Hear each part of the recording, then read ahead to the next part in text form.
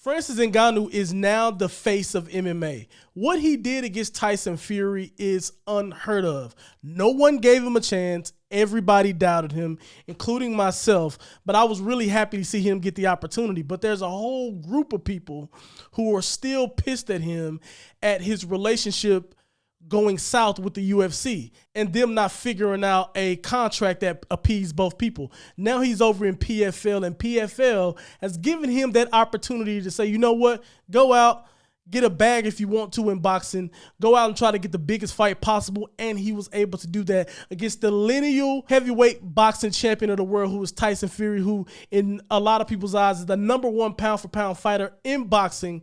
He just put on a spectacular performance against that man. Francis Ngannou knocked Tyson Fury down.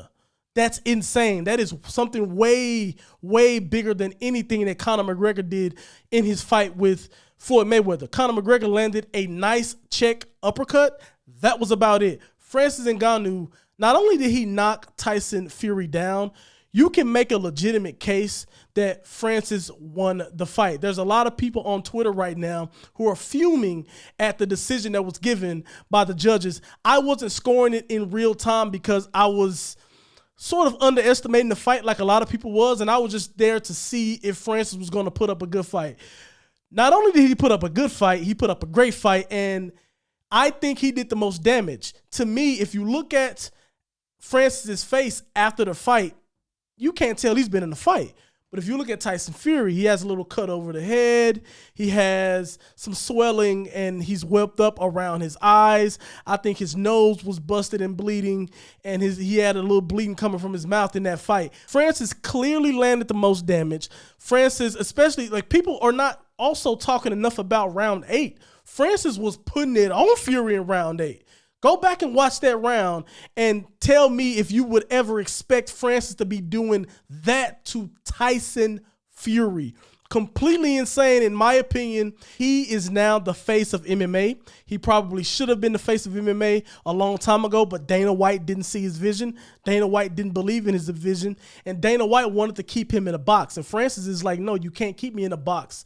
I'm somebody different. I want to kick down boundaries. I want to have the opportunity, the autonomy, and the freedom to go out and get the money I feel I deserve and get the opportunities I feel I deserve, and he went and did that. Hats off to Francis. The event, all the celebrities, the stars, the spectacle that was is nothing short of incredible. And don't get me wrong, the pacing was weird, and then there's some questions about the place and taking money from those people. If you just take the political stuff out of it and just look at what Francis has accomplished in itself right now, just think about this. After this fight, and just based on the opportunities that he's going to be able to have now going forward, he is probably going to be the second richest or most wealthy MMA fighter of all time behind Conor McGregor. And who's to say he can't pass him? Who's to say that if he like right now, I think that I would love to see Francis go fight Deontay Wilder now. I'd like to see him fight Tyson Fury again. I'd like to see Francis fight Tyson Fury again. I think that'd be excellent. You can't tell me if Francis and maybe a Anthony Joshua fight wouldn't be nice. Could you imagine a smoke show that would be? Insane accomplishment for Francis. Yes, he did not win on the scorecards. He did lose a split decision. Let's be honest about that. But this was not a good look for Tyson Fury in any way.